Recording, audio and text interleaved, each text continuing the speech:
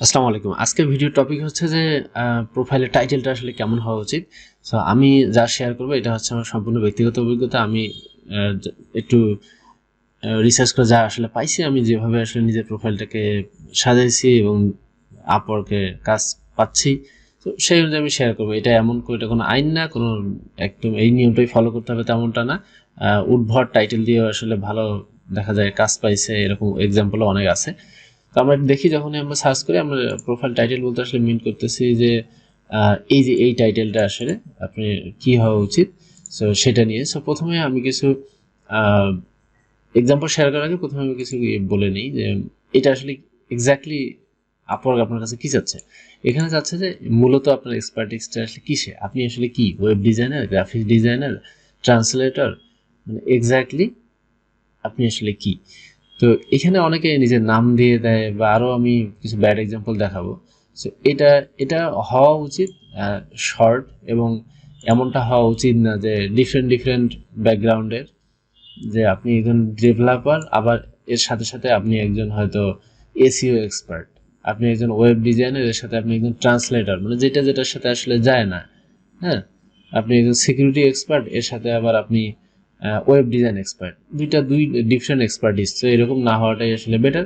তো কিছু bad example দেখি যে দেখেন এখানে এ একজন translator, designer, video editor, audio editor, writer. So ও আসলে তাহলে কোনোটাতেই এক্সপার্ট না, আমরা এটা খুব সহজেই বুঝতেছি, দুনিয়ার সব জানে সে।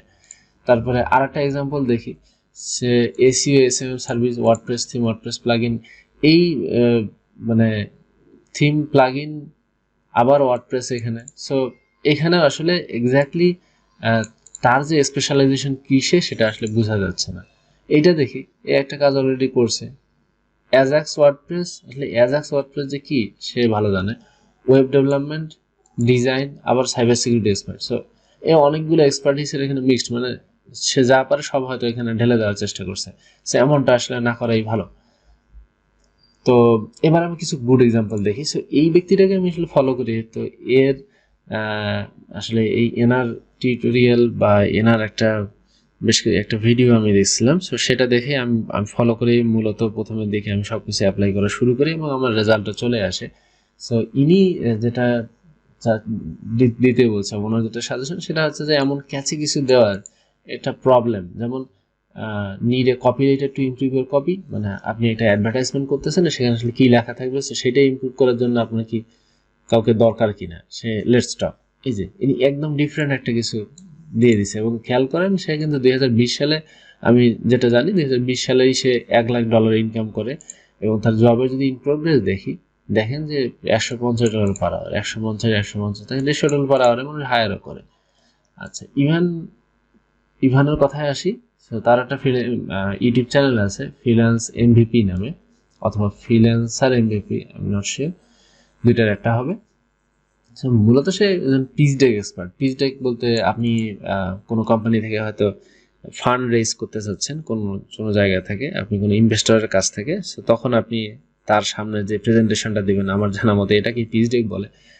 তো দেখেন সে পিচ ডেক এক্সপার্ট, পিচ ডেক্স, আর এইটার সাথে তার কিন্তু একটা সিঙ্গেল এক্সপার্টিজ এখানে দেওয়া আছে, এবং এটার সাথে যেটা যায় সেটা হচ্ছে 4 বিলিয়ন রেজড। তার মানে তার পিচ ডেক দিয়ে এ পর্যন্ত $4 বিলিয়ন আসলে ইনভেস্টরের কাছ থেকে মানুষজন নিতে পারছে। সো তার প্রোফাইল ভেরি ইমপ্রেসিভ, $1 মিলিয়ন সে পর্যন্ত আর্ন করছে। এবং দেখেন সে কিন্তু আওয়ারলি থেকে, এখানে আমি আরেকটা বিষয় মেনশন করি যে আপনি আসলে আওয়ারলিতে যাবেন না ফিক্সড প্রাইসে যাবেন, আমি প্রিফার করি আওয়ারলি জবে যাওয়ার জন্য। সো আওয়ারলিতে কিন্তু সুবিধা হচ্ছে, আপনি যাই করতেছেন সবগুলারই আপনার বিল হচ্ছে। সো ক্লায়েন্ট এক্সট্রা এখন রিকোয়েস্ট করলে সেটা বিল আপনি পাচ্ছেন। আর ফিক্সডে গেলে ইটস ফাইন, কিন্তু ফিক্সডে গেলে মানে প্রাইসটা যদি একটু হাই হয় তাহলে ঠিক আছে। ক্লায়েন্ট আপনাকে 3টা রিভিশন দিতে বললো, সেটা আপনি মানে সেটা করলেও আপনার গায়ে লাগবে না।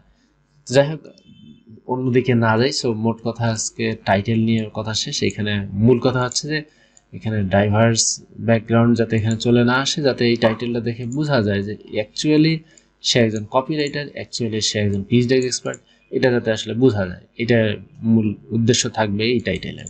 সো এর পরবর্তী ভিডিওতে ইনশাআল্লাহ ডেসক্রিপশন নিয়ে কথা বলবো।